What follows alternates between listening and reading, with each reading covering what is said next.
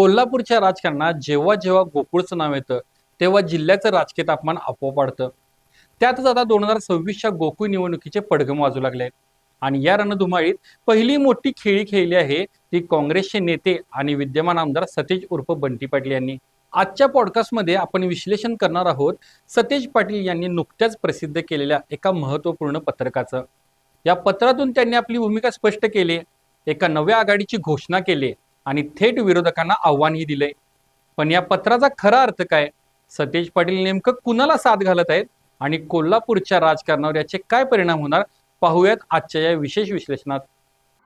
बाबा खूप बोर होतंय, काहीतरी नवीन फ्रेश ऑर्डर करा ना. माझ्याकडे एक सरप्राईज आहे. गोकुळचा आस्वाद परंपरेचा गोकुळ आईस्क्रीम सोबती प्रत्येक क्षणाचा गोकुळ आईस्क्रीम.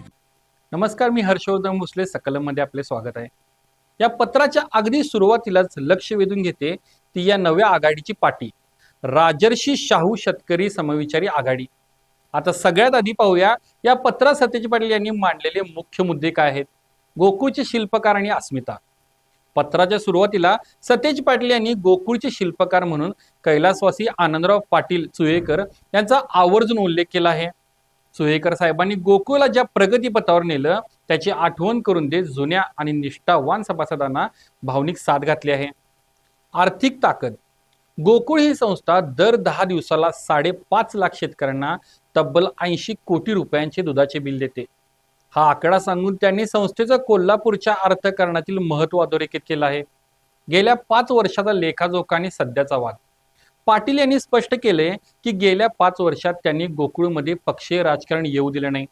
पण सर्वात महत्त्वाचा मुद्दा त्यांनी मांडलाय तो म्हणजे गेले 3 महिने गोकुळच्या संदर्भाने सुरू असलेला वाद. या वादाकडे पक्षीय भूमिकेतून न पाहता शेतकऱ्यांच्या हितासाठी एकत्र येण्याचं आव्हान त्यांनी केले. आता प्रश्न पडतो की हे पत्रक वर पाहता सर्वसामान्यांसाठी दिसत असलं तरी सतेज पाटील यांचा खरा रोग कुणाकडे आहे? समविचारी नेते. समविचारी आघाडी हा शब्द अत्यंत सूचक आहे. कोल्हापूरच्या राजकारणात जे पक्षीय पातळीवर सतेज पाटलांसोबत नाहीत पण गोकुळच्या राजकारणात विरोधी गटावर विशेषतः महाडी गटावर नाराज आहेत अशा सर्व स्थानिक नेते आणि ठरावधारकांना एकत्र येण्याचे एक खुलं निमंत्रण आहे. ठरावधारक म्हणजेच रेझोल्युशन होल्डर्स. गोकुळच्या निवडणुकीत थेट शेतकरी मतदान करत नाहीत तर दूध संस्थांचे प्रतिनिधीत म्हणजेच ठरावधारक मतदान करतात. सतेज पाटील यांनी अत्यंत स्पष्ट शब्दात सांगितले की दूध संस्थेच्या माध्यमातून योग्य व्यक्तीच्या नावावर ठराव करणे महत्वाचं आहे. म्हणजेच गावागावातील दूध सोसायट्यांवर ज्यांचं वर्चस्व आहे त्या सर्व स्थानिक नेत्यांना आणि कार्यकर्त्यांना त्यांनी थेट आवाहन केलं आहे की ठराव आपल्याच माणसाच्या नावे करा. पत्राचा कोर मेसेज किंवा मुख्य गाभा काय आहे हे समजून घेणं सर्वात गरजेचं आहे. पत्रातील एक ओळ खूप काही सांगून जाते. गोकुळच्या होणाऱ्या या निवडणुकीकडे पक्षीय भूमिकेतून न पाहता संस्था टिकली पाहिजे. सतेज पाटील यातून एक अतिशय हुशार राजकीय नरेटिव्ह सेट करतायत. त्यांना माहित आहे की कोल्हापुरात विधानसभा आणि लोकसभेचे राजकारण वेगळे असते आणि सहकाराचे राजकारण वेगळे.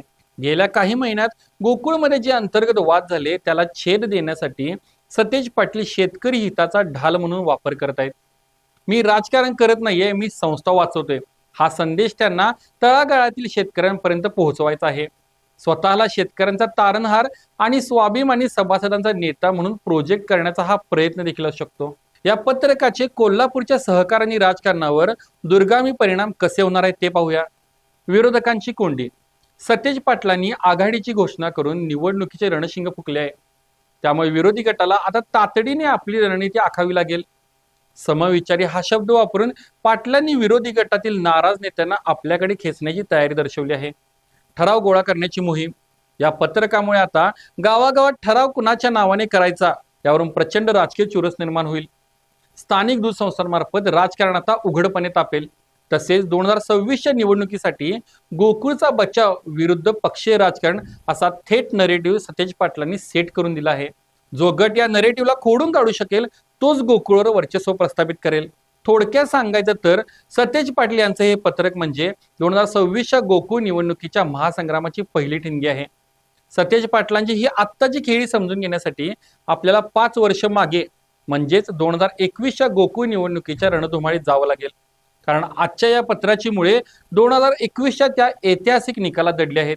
4 मे 2021 रोजी लागलेला गोकुळ निवडणुकीचा निकाल कोल्हापूरच्या राजकीय इतिहासातील एक महत्वाचं पान आहे.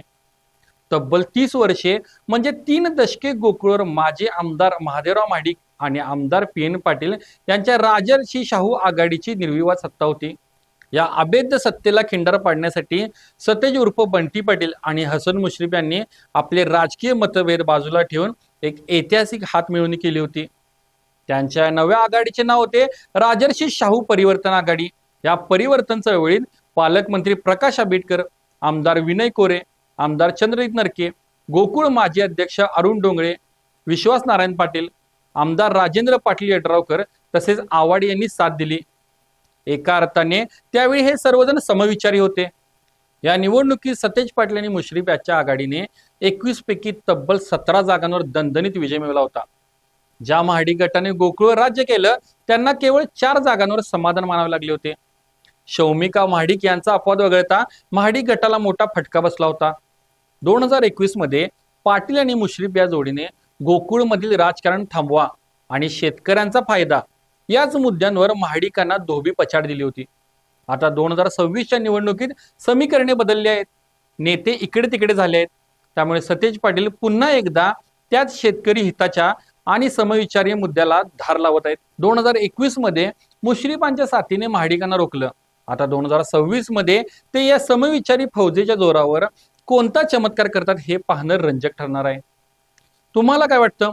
सतेज पाटील यांची ही नवी आघाडी गोकुळवर आपलं वर्चस्व कायम राखू शकेल का, की विरोधक काही वेगळा चमत्कार करतील? खाली कमेंट बॉक्समध्ये तुमची मतं नक्की मांडा.